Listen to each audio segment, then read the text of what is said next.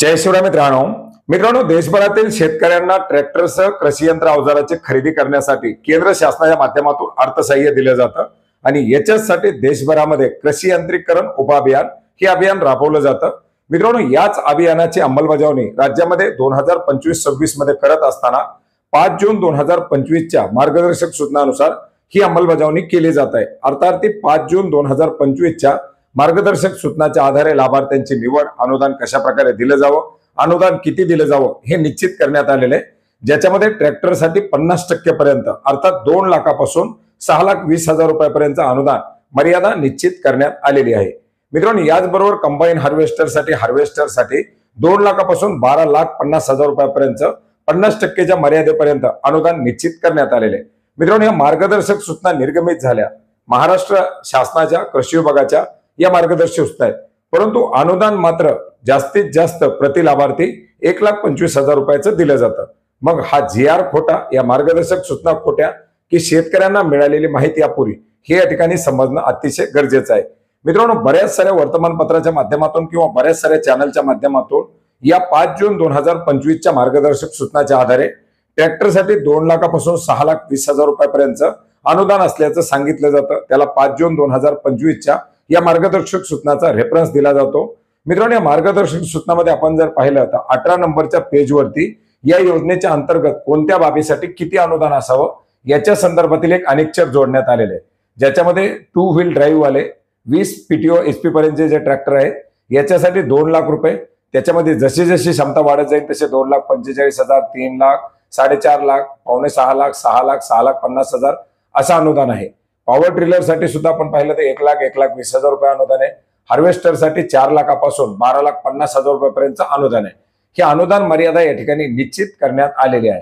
परंतु मित्रांनो, या अनुदानाच्या ज्या काही बाबी आहेत या बाबीच्या पुढे एक स्टार लावलेला आहे. जो स्टार काय आहे हे कुणीही शेतकऱ्याला सांगितलं नाही किंवा त्याच्याबद्दल कुणीही जाणून घेतलेलं नाही. मित्रांनो, याच्यासाठी आपण याच मार्गदर्शक या ठिकाणी सूचना ज्या आहेत त्या या ठिकाणी पाहू शकता. आता या सूचना काय आहेत? 5 जून 2025च्या राज्यामध्ये कृषी यंत्रीकरण उपअभियान या कार्यक्रमाची 2025-26 करता अंमलबजावणी करण्यासाठीच्या सुधारित मार्गदर्शक सूचना. याच मार्गदर्शक सूचनाच्या आधारे जे काही कृषी यंत्रीकरण अभियान आहे हे या ठिकाणी राबवलं जाणार आहे. आता याची उद्दिष्ट, याच्या अंतर्गत कशा प्रकारे लाभ दिला जाणार आहे, शेतकऱ्यांनी अर्ज कसे करायचे, याच्या अंतर्गत समाविष्ट बाबी या सर्व दिलेल्या आहे. याच्यामध्ये पॉवर ट्रिलर, स्वयंचलित यंत्र, अवजार, ट्रॅक्टर, पॉवर ट्रिलर चलित, याच्यानंतर जे काही भाडेतत्वावरती कृषी यंत्र अवजार पुरवठा बँक जी CSC आहे हे सगळे या ठिकाणी देण्यात आलेले. मित्रांनो, याच मार्गदर्शक सूचनामध्ये एक महत्वाचा असा मुद्दा आहे तो म्हणजे अनुदान मर्यादा. आता याच्यामध्ये या 6 नंबरच्या पेज नंबर 6 वरील या अनुदान मर्यादे मुद्द्यामध्ये आपण पाहू शकता 23 मार्च 2025च्या केंद्र शासनाच्या पत्रानुसार ट्रॅक्टर व इतर उच्च किमतीच्या ट्रॅक्टर, कंबाईन हार्वेस्टर किंवा जे काही बेलर हे जे काही आहेत 500-200 क्षमतेचे या अवजाराकरता शेतकऱ्याला वैयक्तिक लाभ देता येणार नाही. अर्थात कृषी यंत्रीकरण उपअभियान केंद्र शासनाची जी योजना आहे याच्या अंतर्गत उच्च किमतीचे जे काही ट्रॅक्टर, कंबाईन हार्वेस्टर किंवा जे इतर बाबी असतील त्याला वैयक्तिक शेतकऱ्याला लाभ देता येणार नाही. सदर अवजार मार्गदर्शक सूचनामध्ये सोबत जोडलेल्या अनेक्षर 1 मध्ये स्टार या चिन्हांनी चिन्हांकित केले आहे. आता ज्या ज्या बाबी स्टार या चिन्हानं चिन्हांकित केलेल्या आहेत त्या बाबी वैयक्तिक शेतकऱ्यासाठी नाहीत. कृषी अवजार बँक या घटकामध्ये ट्रॅक्टर व उच्च किमतीच्या अवजाराचा समावेश करण्यात आलेला आहे. इतर अवजारासाठी कृषी यंत्रीकरण उपअभियानाच्या केंद्र शासनाने निर्धारित केलेल्या उच्चतम मर्यादा आणि संबंधित अवजाराचे किमतीचे निर्धारित टक्केवारी यापैकी जे कमी असेल ते अनुदान अनुदेय असणार आहे. याच्यामध्ये जे काही अनुसूचित जमातीचे लाभार्थी वगैरे असतील, वनपट्टाधारक वगैरे, त्यांना प्राधान्याने याच्यामध्ये 90% पर्यंत अनुदान दिलं जाणार आहे. अशा प्रकारची ही एक सूचना या स्टार या शब्दाचा अर्थ याच्यामध्ये देण्यात आलेला आहे. अर्थात ते ज्या स्टार केलेल्या बाबी आहेत त्या कृषी यंत्रीकरण उपअभियान केंद्र शासनाच्या माध्यमातून राबवली जाणारी SMAM च्या अंतर्गत समाविष्ट नाही.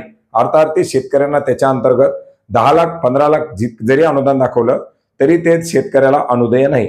मग शेतकऱ्यांना ट्रॅक्टर या बाबीसाठी अनुदान कुठून मिळतं? तर राज्य शासनाच्या माध्यमातून राज्य पुरस्कृत कृषी यंत्रीकरण योजना ही योजना राबवली जाते, ज्याच्या अंतर्गत ट्रॅक्टर या बाबीचा समावेश आहे आणि याच्याच अंतर्गत 1,25,000 किंवा 50% किंमत यापैकी जे कमी असेल ते अनुदान या ठिकाणी दिलं जातं.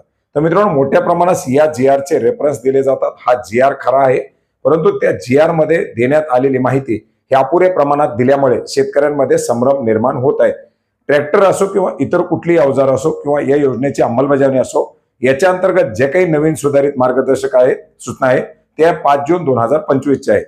तर मित्रांनो, ही एक महत्त्वाची अशी माहिती होती, विचारली जाणारी माहिती होती, जी आपणास नक्की उपयोग पडेल अशी आशा करतो. भेटूयात नवीन माहितीसह, नवीन अपडेटसह. धन्यवाद.